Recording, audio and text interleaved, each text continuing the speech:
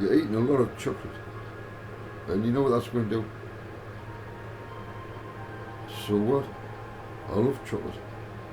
Don't tell me what to do. I'm not telling you what to do. I'm just saying, Joseph,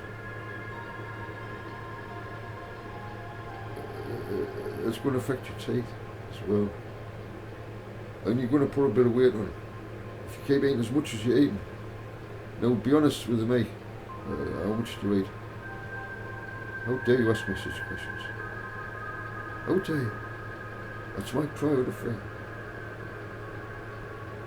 So, mind your own business, Jesus. Thank you very much. So, you mean well, right? And you're acting like Jesus. Expect a kickback. Expect it. Because if you do what Jesus did, just in small ways like that, and all you're doing is trying to help the person, you will have toothache, believe me. And I did. I'm using myself as like an illustration, real life example. Because my father was telling me, you're going to suffer, you. Oh, just leave this little place, come on now. I mean to enjoy myself. I love chocolate. Oh, I'm just saying, son, you know. Be careful, alright? Asses. Come on now. You know me. I just want to enjoy myself. Anyway, if it does start paying this, I'll know that you're right. Father says, right. Carry on. And I got the most incredible toothache. So I've stopped eating so much chocolate. I have been putting a bit of beef on as well, you know, because I eat so much chocolate. I don't know why I'm talking about myself. I hate talking about myself, really. Listen to this one. This is Jesus speaking here. This is strange guy, you know, isn't he? He's doing some funny things. Listen to this. This is Jesus. I counsel you to buy from me gold. You mean to see I got to purchase gold from you, Jesus. Listen to the rest, please. Alright, Jesus. I counsel you to buy from me gold refined by fire, so that you may become rich. Hold on, Jesus, what do you mean? I've got to buy from you gold that's been refined in the fire. Who's going to be refined in the fire here? Is it me? Is that what I'm asking you to... I've got to ask you for this? What? So that you may become rich. Become rich through all this refining, is that what you're saying? Yes. If you were prepared to come through all the refining, this is what will happen. Listen. That you may be clothed in your shameful nakedness, not exposed, and salve to anoint your eyes. And you may see.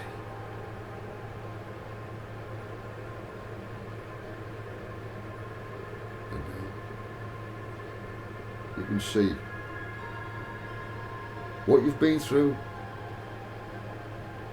how much you're worth now. Gold,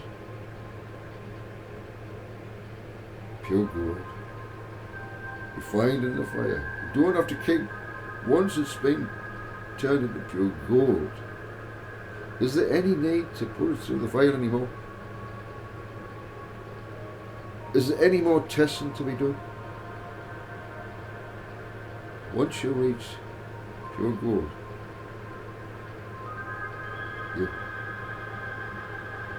there's no more test. It is done.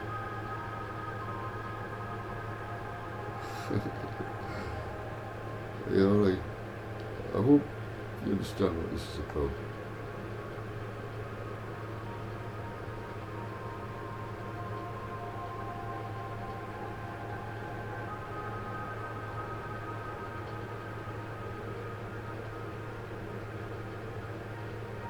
That's it, listen. Isaiah wrote this. This was a prophet. Experienced it himself. Just talking about an experience of himself, really. See, this is Isaiah 48, verse 10. See, I have refined you, but not as silver. I have tested you in the furnace of affliction. So there's a furnace of affliction that we've all been through.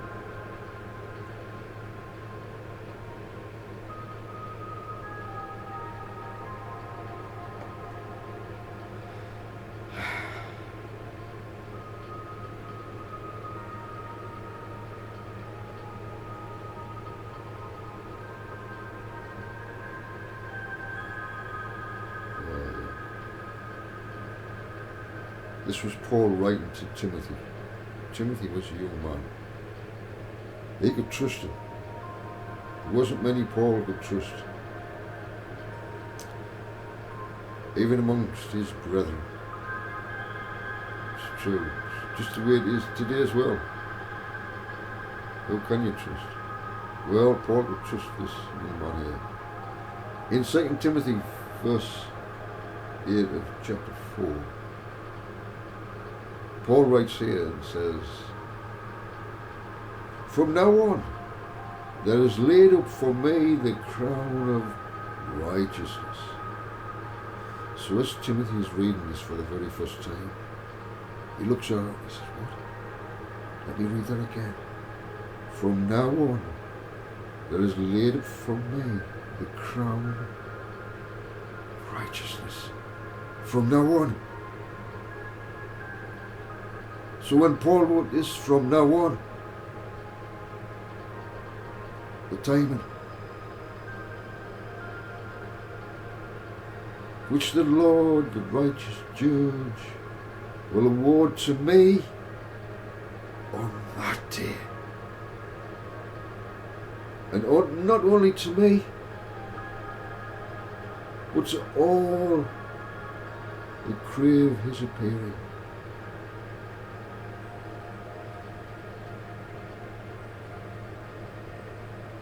We're in that day. On that day this is the day.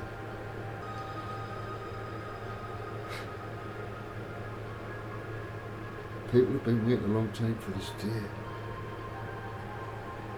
This is the day. I saw the time, 1914. I didn't expect to say that. It just came to my head, 1914, First World War.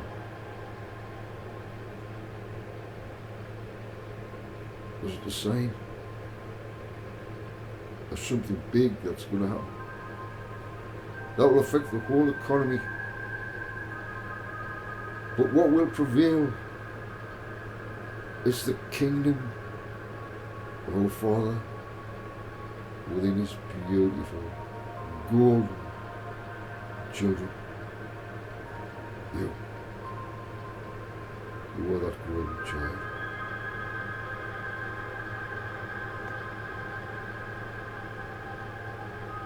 Gold is your color, gold is your name. Gold. Let's see if there's anything else I can tell you before I finish here. Do you want me to continue on?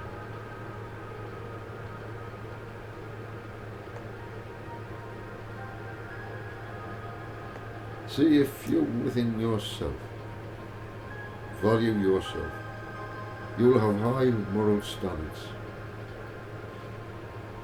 It just comes to you. You may not have had it because you didn't know who you were. Once you have been, once my Father opens your eyes and you see who you really are and where you're really from above, coming to this earth for this experience, but the main mission to bring the kingdom here. We are the spanner in the fucking matrix that fucks everything up. And we're the ones that's left here to fulfill what Yeshua said. Thy kingdom come, thy will be done, where? On earth, as it is in heaven. That is why we are here.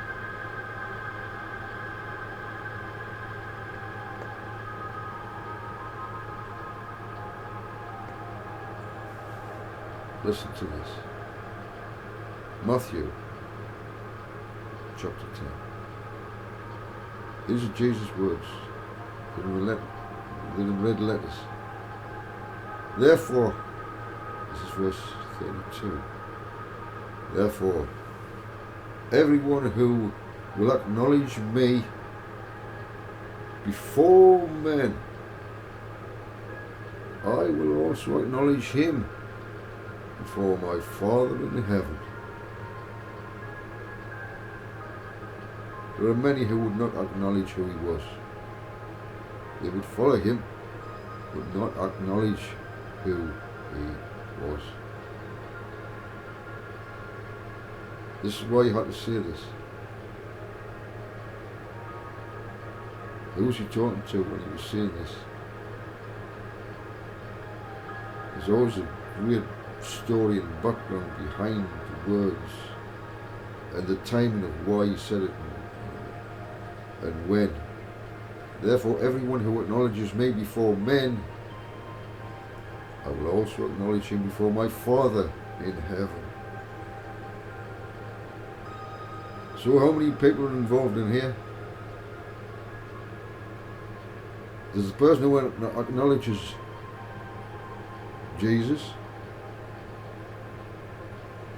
and then there's another person. Jesus acknowledges the Father. You likewise. So if Jesus acknowledges the Father, that means they're two separate people. It's not a Trinity. This is two people. This is actually three people here. Therefore, everyone who will acknowledge me before men, I will also acknowledge him before my Father. Who's his Father?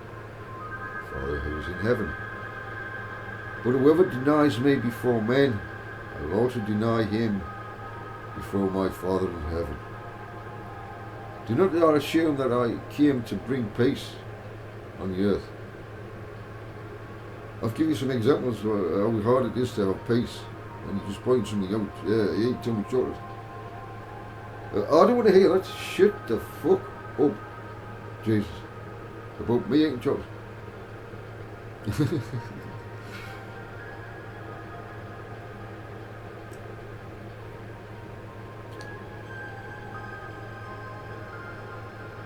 Do not assume that I came to bring peace on earth.